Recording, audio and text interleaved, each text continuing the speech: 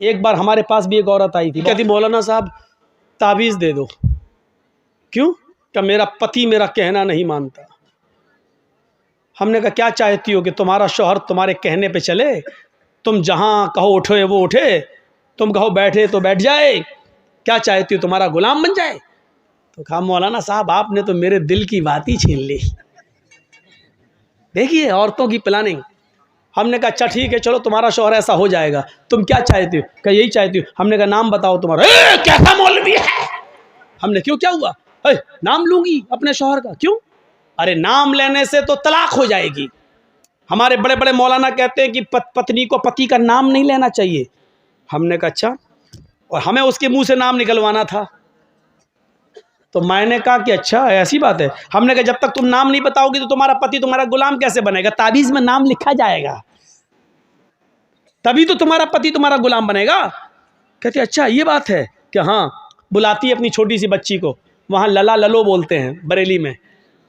لڑکے کو للا، لڑکی کو للو. للو ادھر آ. ہاں کیا تیرے پاپا کا کیا نام ہے؟ بچی کہتی ہے رحمت اللہ. میرے پاپا کا نام رحمت اللہ. ہم نے کہا رحمت اللہ؟ ہاں ہاں ہاں ہاں.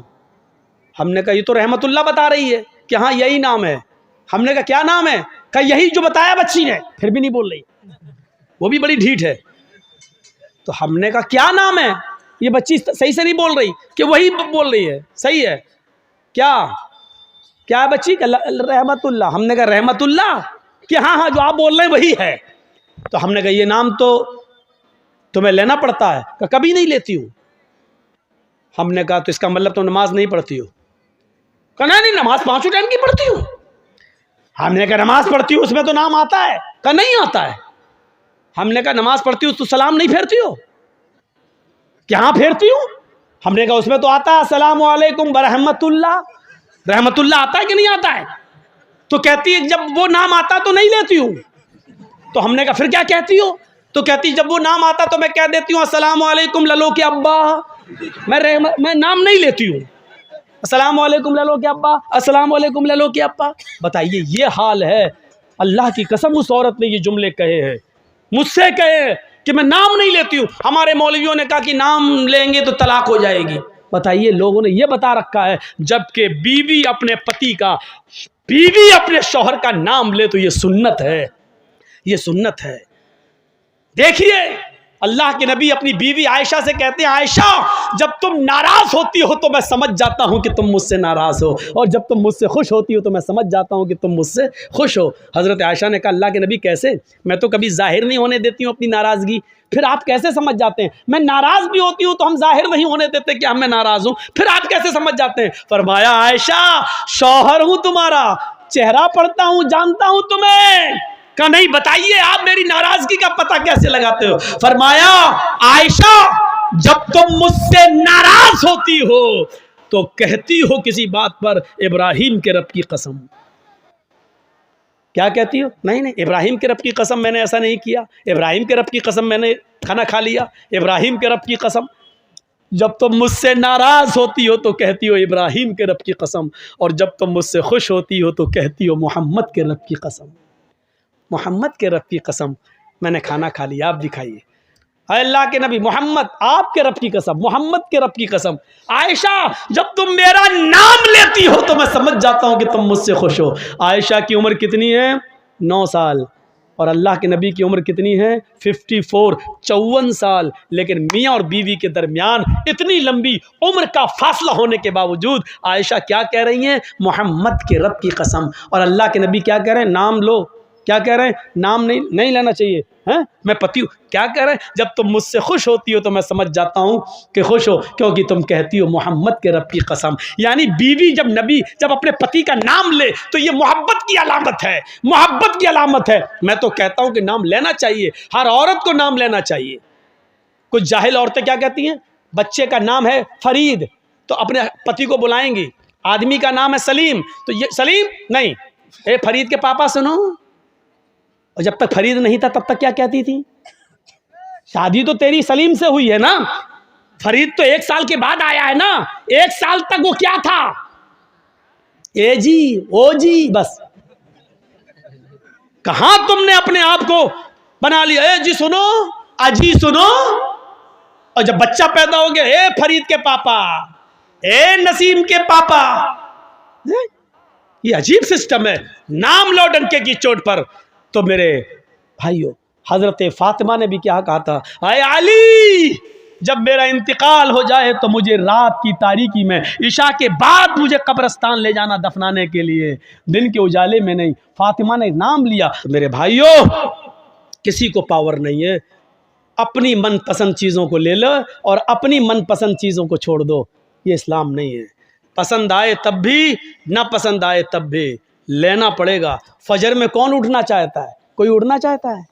سردی کے دنوں میں ہونٹ سے ہونٹ ٹکرا، سردی لگ رہی ہے، ٹھنڈے پانی سے وضو بنا رہا. کون چاہتا ہے کہ اپنے نرم گرم بستر سے اٹھے، کمبل ہٹائے، لحاف ہٹائے، رضائی کو دور کرے، ٹھنڈے پانی سے وضو بنائے اور مسجد میں جائے؟ کون چاہتا ہے؟ کوئی نہیں چاہتا. دل تو نہیں چاہتا، لیکن کرنا پڑے گا، چاہے تمہارا دل گوارا کرے چاہے نہ کرے. کیونکہ اللہ کی جنت اتنی آسان نہیں ہے کہ بستر پر لیٹے رہو تم اس کے لیے اٹھ کر 2 رکعت نماز بھی نہ پڑھ سکو اور امید رکھو کہ اللہ تمہیں جنت دے دے. تمہیں ناپسند ہے لیکن تمہیں کرنا پڑے گا. اس لیے کرنا پڑے گا کیونکہ یہ اللہ کا حکم ہے، یہی اسلام ہے. اور اسلام تمہاری مرضی پر، ہماری مرضی پر نہیں چلتا. اسلام چلتا ہے تو اللہ اور اس کے رسول کی مرضی پر، اللہ اور اس کے رسول کی نافذ کردہ شریعت کے مطابق چلتا ہے. صحابہ نے قربانیاں کیوں دی ہیں؟ اپنی جانیں کیوں دی ہیں؟ اس کو سوچئے. ہمیں بھی وہ قربانیاں دینے کی ضرورت ہے. کون آدمی ایسا ہے جو یہ چاہتا کہ اپنی جان دے؟ لیکن صحابہ جا اللہ کے رسول مجھے اس جنگ میں لے چلیے، میں چاہتا ہوں کہ شہید ہو جاؤں، میں چاہتا ہوں کہ جنگ لڑوں، یا تو کافروں کو ماروں یا شہید کر دیا جاؤں. اللہ کے نبی ان کو قبول کر رہے ہیں، لے رہے ہیں، اور وہ جا رہے ہیں اور لڑ رہے ہیں اور شہید ہو رہے ہیں. کیوں؟ کیونکہ اللہ کے نبی نے فرمایا شہید جب قتل کیا جاتا ہے، اس کے خون کا پہلا قطرہ جب زمین پر گرتا ہے تو اللہ اس کے سارے گناہ کو معاف کر دیتا ہے. شہید قیامت کے دن جب اپنی قبر سے اٹھے گا تو انہی کپڑوں میں اٹھے گا جن کپڑوں میں وہ شہید ہوا ہے، اور اسی جگہ سے اس کا خون بہ رہا ہوگا، ٹپک رہا ہوگا، جس جگہ کھنجر، جس جگہ تلوار یا جس جگہ گولی لگی ہے. اس حال میں اٹھے گا کہ اس کے جسم سے خون گر رہا ہوگا. اللہ تعالیٰ اس کے جسم سے گرتے ہوئے خون کو دیکھ کر کہے گا فرشتوں اس بندے کا کیا حساب لوں، اس سے کیا پوچھ تاچھ کروں؟ یہ تو میرے لیے اپنی پوری زمین و جائیداد و جان سب کچھ دے کر چلا آیا، اس سے کیا میں پوچھوں؟ اس نے تو سب کچھ میری راہ میں قربان کر دیا تھا، اس نے تو اپنی جان تک میری راہ میں دے دی تھی. جاؤ، میں نے اس کو بخش دیا، اس کو جنت کے اندر داخل کر دو، اس کو جنت کے اندر لے جاؤ. فرشتے اس کو جنت میں لے جا رہے ہوں گے. فرشتے پوچھیں گے تمہاری کوئی اور تمنا ہے؟ جنت کی نعمتوں کو شہید دیکھے گا، جنت کی نعمتوں کو شہید دیکھے گا. پھر فرشتے پوچھیں گے کچھ اور چاہتے ہو؟ تو فرشتے کہیں گے ہاں ایک تمنا اور ہے. کہا کیا ہے؟ کہا اے فرشتوں اللہ سے دعا کرو، اللہ سے کہو میری ایک تمنا یہ ہے کہ وہ مجھے دنیا میں دوبارہ بھیج دے، میں دوبارہ جنگ کرنا چاہتا ہوں، دوبارہ کافروں سے لڑنا چاہوں گا، اور پھر میں چاہوں گا کہ پھر میں شہید ہو جاؤں، پھر میں جنت میں لایا جاؤں. کیونکہ شہید کا اتنا بڑا عزت، اتنا بڑا اکرام کہ شہید جنت کی نعمتوں کو دیکھ کر کہے گا اللہ میں چاہتا ہوں کہ مجھے بار بار دنیا میں بھیج، میں بار بار قتل کیا جاؤں اور بار بار جنت میں آؤں، اور تو بار بار پوچھے کہ تیری تمنا کیا ہے، میں پھر کہوں کہ اللہ مجھے دنیا میں بھیج اور مجھے قتل کیا جائے اور پھر میں جنت میں آؤں. ذرا غور کرو کہ شہیدوں کا انعام کتنا بڑا ہوگا، شہید کا انعام کتنا بڑا ہوگا کہ شہید جنت کی نعمت میں دیکھنے کے بعد بھی ہٹ نہیں، اس میں ہے نہیں.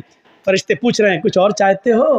اب جنت میں کسی چیز کی کمی تو ہے نہیں، پھر بھی فرشتے پوچھ رہے ہیں کچھ اور چاہتے ہو؟ کہ ہاں کیا؟